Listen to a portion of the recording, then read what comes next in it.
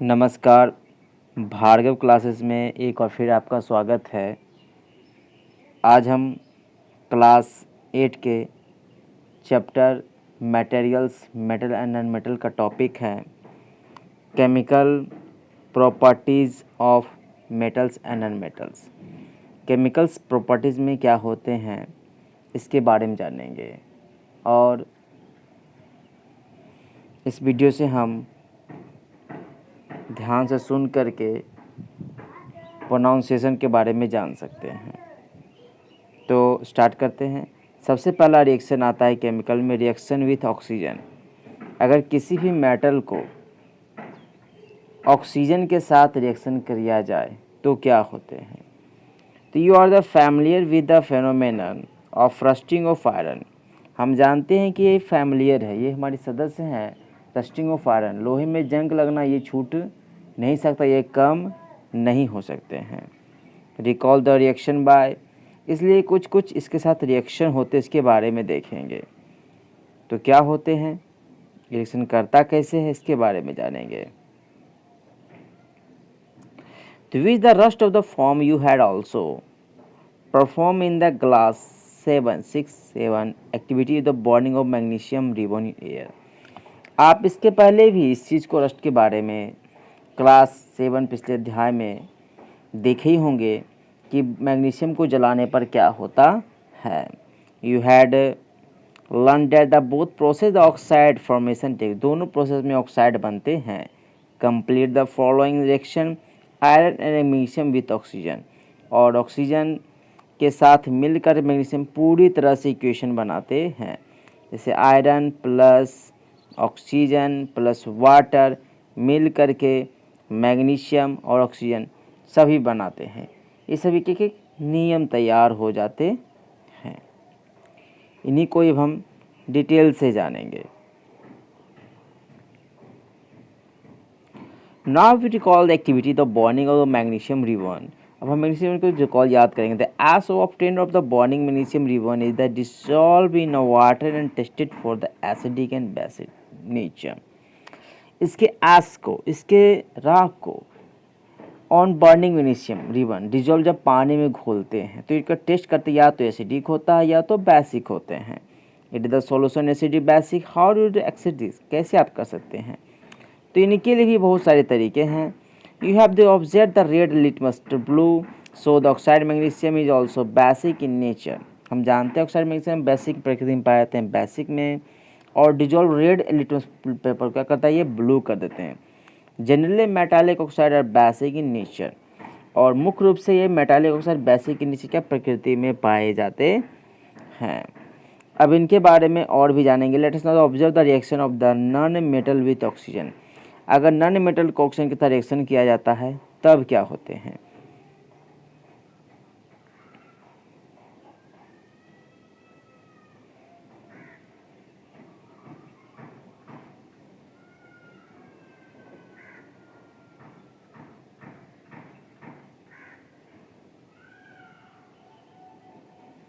The name of the product formed in the reaction of sulfur and oxygen is sulfur dioxide gas.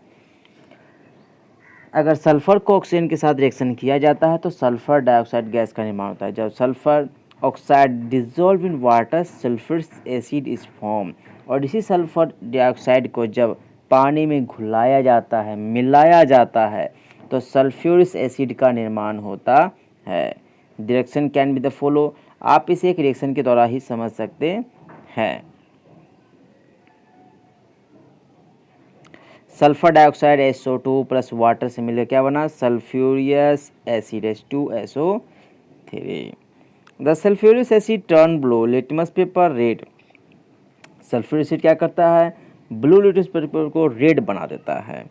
Generally oxide of non metal are acidic in nature, मुख्य रूप से जानते हैं समान रूप से oxide of non metal के oxide प्रकृति में एसिड के में उपस्थित रहते हैं, उनके नेचर क्या होते हैं, एसिडिक होते हैं। Recall the name of some laboratory acid and base you have read in class 7, और इससे पर भी आप बहुत चीज़ों को पिछले क्लास में जान चुके हैं। आइडेंटिफाई जानते हैं metal non metal present with the form oxide with oxygen, और मेटल और नॉन मेटल का जो फॉर्म होते हैं उनके ऑक्साइड की उपस्थिति के अनुसार ही पता चलता है। अब हम जानेंगे नेक्स्ट है रिएक्शन विथ वाटर। वाटर के साथ रिएक्शन होता है तो क्या होते हैं, तो इसके बारे में मेटल नॉन मेटल जानेंगे। रिएक्शन विथ वाटर के साथ होते हैं तो क्या एक्टिविटीज़ होती हैं।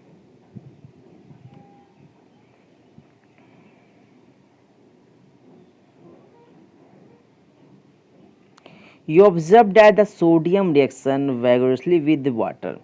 आप पीछे देखोगे सोडियम रिएक्शन को जब वाटर के साथ रिएक्शन किया जाता है कि some other the metal do not do so, कुछ नहीं करते। Example for iron react with water slowly, आयरन धीरे धीरे पानी साथ अभिक्रिया करता है। Generally non metal do not react नहीं करते हैं समान रूप से with the water through they may the very reactive in air, और कुछ जो हवा में ही ज़्यादा रिएक्टिव होते हैं। Such non metal are the stored in water for example, इसलिए कुछ कुछ नॉन मेटल को पानी में रखा जाता है।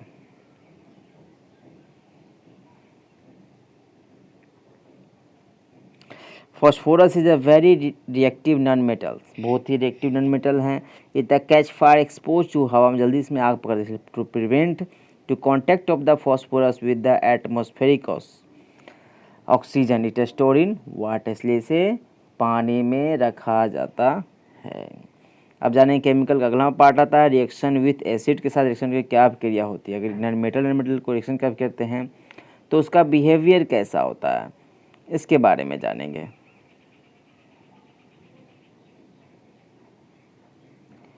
Is there the difference in where the metals and non-metal react with the acid? ये अलग अलग होते भी हैं और नहीं भी होते हैं।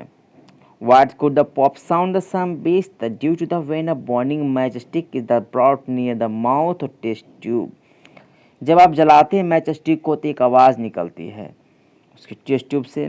You must have the found that non-metals generally do not react with the acid, but metals react with the acid and produce hydrogen gas and bond in pop. Non metal generally don't react, अगर non metal होंगे तो react नहीं करेंगे with acid के साथ, but metal होंगे तो react जरूर करेंगे एसिड के साथ, प्रोड्यूस करेंगे हाइड्रोजन गैस और जलेंगे बर्न ऑफ पॉप के साथ। Pop sound you must have the notice the copper does not react with the dilute hydrochloric acid even the heating, but it react with the sulphuric acid. Example में copper को आप देख सकते हैं वो react नहीं करते हैं डाइल्यूट हाइड्रोक्साइड का, लेकिन अगर इन्हें गर्म किया जाए it react with the sulphuric acid के साथ। अब हमारा नेक्स्ट आता है रिएक्शन विथ बेसिज। बेस के साथ मेटल नॉन मेटल क्या रिएक्शन होते हैं इसके बारे में जानेंगे। तो what does the pop sound indicate, that before pop sound indicate the presence of hydrogen gas. ये जो पॉप साउंड होते हैं इंडिकेट करते हैं ये हाइड्रोजन गैस की उपस्थिति के कारण होता है। Metals react with the sodium hydroxide to produce hydrogen gas. Metal react करते हैं सोडियम हाइड्रोक्साइड को जो प्रोड्यूस करता है hydrogen gas. Reaction of the non metals with base are the complex, इसलिए नॉन मेटल के साथ बेस का जो रिएक्शन होता है वो कॉम्प्लेक्स होते हैं, जटिल होते हैं। अब जानेंगे displacement reaction. Recall the activity of the reaction between copper sulphate and iron that you. आप देखेंगे रिकॉल करेंगे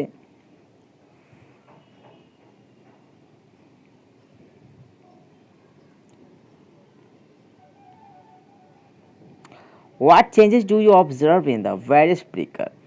आप देखिए अलग अलग बीकर में रख के उसको देखें क्या क्या बदलाव हुए हैं, इनके बारे में देखेंगे। तो ये आप देख रहे होंगे 4 बीकर दिए हुए हैं, इन्हीं 4 बीकर के बारे में बताया गया है। तो फर्स्ट बीकर आप देख रहे हैं आपको CU लिखा हुआ है, CuFe4। ये सभी बीकर में अलग अलग टाइप के कुछ कुछ वैल्यूज दिए हुए हैं, जिसमें आपको लिखा हुआ कि बीकर है द कॉपर सल्फेट CuSO4 यानी जिंक जेल्यूट Zn। सेकेंड आपको दिया कॉपर बीम में कॉपर सल्फेट यानी आयरन नेल Fe डाला गया है। फिर कॉपर सल्फेट में कॉपर डाला गया है, फिर आयरन सल्फेट में कॉपर टमिंग डाला गया है, फिर जिंक सल्फेट में आयरन नेल। इन सभी को डिस्प्लेसमेंट रिएक्शन के द्वारा ही डाला यानी एक से दूसरे स्थानांतरित किया गया है, इसी के बारे में इसमें बताया गया है।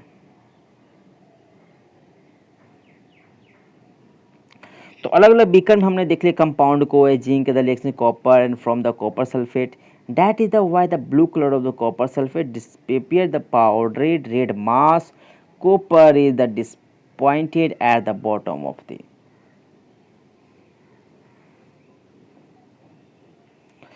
Copper sulphate CuSO4 zinc blue. Copper sulphate और जिंक या ब्लू कलर में होते हैं तो जिंक सल्फेट बन जाते हैं कलरलेस और कॉपर हो जाते हैं रेड। यानी कॉपर सल्फेट की अभिक्रिया जब जिंक के साथ कराई जाती है तो जिंक सल्फेट का निर्माण होता है जो कलरलेस होते हैं और कॉपर से बन जाते हैं रेड कलर में। You have the round reaction B, आप इसी चीज़ को रिएक्शन बी में भी देख सकते हैं। They could have the bit displacement, zinc by the copper, इस प्रकार का डिस्प्लेसमेंट हो गया, स्थानांतरित हो जाते हैं। And beaker similar with displace copper in the beaker D, इसी प्रकार सभी में स्थानांतरित होते चले जाते हैं।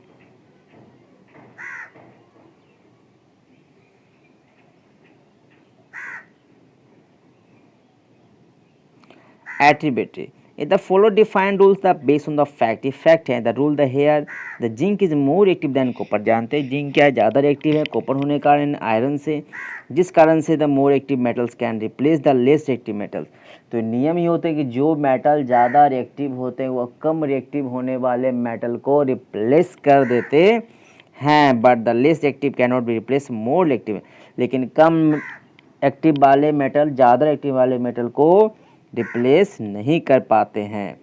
तो नाउ यू अंडरस्टैंड, इसे हम ये समझते हैं कि दिया the no displacement action beaker, इस कारण से बहुत सारे मेटल में डिस्प्लेसमेंट नहीं हो पाता है। आज के लिए इतना ही, और भी हमारे देखने के लिए वीडियो हमारे चैनल से जुड़े रहे और दिए गए डिस्क्रिप्शन लिंक पर जा कर के आप और भी वीडियो देख सकते हैं। धन्यवाद।